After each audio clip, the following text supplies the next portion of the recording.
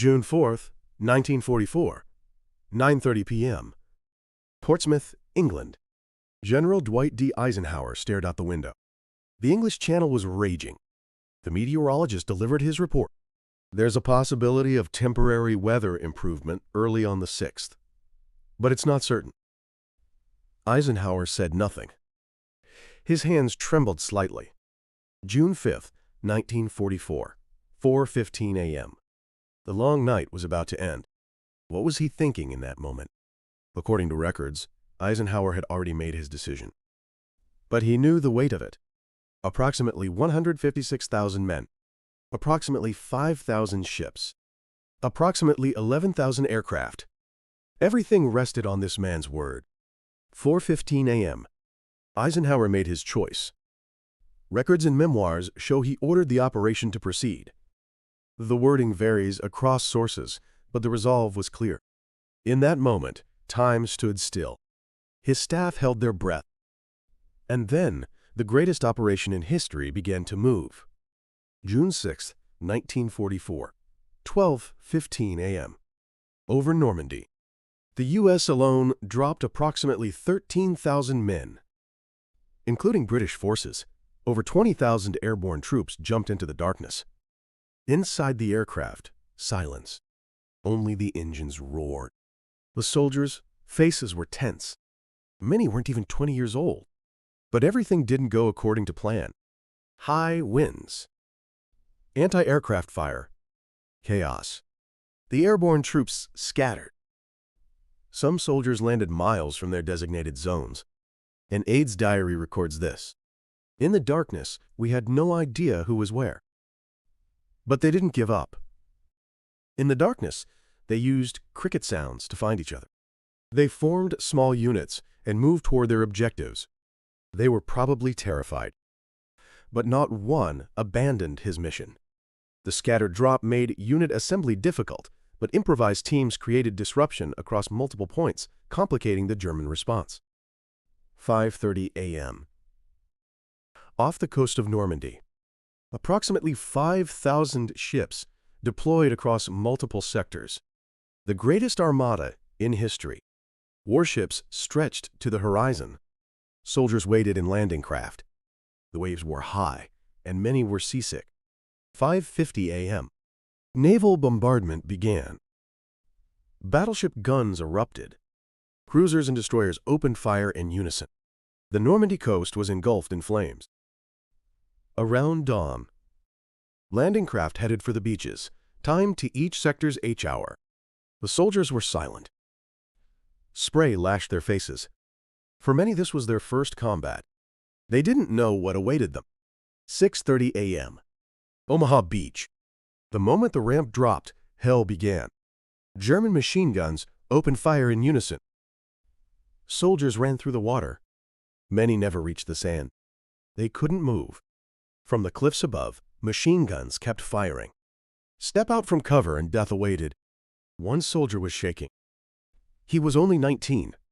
Records show that in this moment, many soldiers felt despair. Then, one officer stood up. Norman D. Cota, Assistant Division Commander of the 29th Infantry Division. He shouted, "Two kinds of people are staying on this beach, the dead and those about to die. Now let's get the hell out of here." The soldiers looked at him. Cota, pistol in hand, started running toward the cliffs. The soldiers stood up. Fear was there, but they ran toward the cliffs, through the rain of bullets. Many fell, but no one stopped. Meanwhile, Point du Hoc, 7:10 a.m. The Rangers, delayed by currents and navigation challenges, reached the point and began climbing the cliff. 100 feet high. A vertical rock face. From above, Germans threw down grenades. But the Rangers kept climbing. When ropes were cut, they threw up new ones. 7:40 a.m. The Rangers reached the top, but the guns weren't there. The Germans had already moved them. They stared at empty bunkers. They must have felt despair, but they didn't abandon their mission. 10 a.m. The tide was turning. U.S. forces began overwhelming German positions atop the cliffs. One by one, the bunkers fell silent. A breakthrough opened. At the other beaches, the situation was different. Utah, Gold, Juneau, Sword. British and Canadian forces faced nothing like the carnage at Omaha. But at Juneau Beach, some first-wave units suffered 50% casualties. Fighting through fierce resistance, they pushed inland. At the same time, German Commander Field Marshal Rommel was in Germany. He had returned home to celebrate his wife's birthday. The bad weather had convinced him the Allies wouldn't land. Noon. He received the report. The enemy has landed in Normandy. Rommel's expression hardened. He knew what this delay meant. From morning through midday, the German side was in chaos. They couldn't confirm the landing site with certainty. Was Normandy the main assault? Or was it a diversion for Pas-de-Calais? The decision to commit armored reserves was delayed. Hitler's authorization requirement. The complexity of the command structure. And doubts about the deception operation. Everything converged. These few hours of delay would decide fate. 3 p.m. Allied forces secured beachheads on all 5 beaches. At Omaha, estimated casualties numbered approximately 2,000 to 3,000. But they had broken through. The breakthrough at Normandy decisively shattered Hitler's Atlantic Wall vision. 6 p.m. Approximately 156,000 men had landed in Normandy. 6,000 vehicles. Hundreds of tanks. Though varying by beach, Allied forces expanded their beachheads and began advancing inland. Many units fell short of their D-Day objectives. But the foothold was secured. In French villages, people came out into the streets.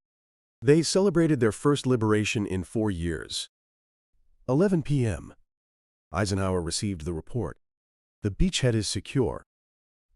He took a deep breath. 40 hours earlier, he had made the greatest gamble. And he had won.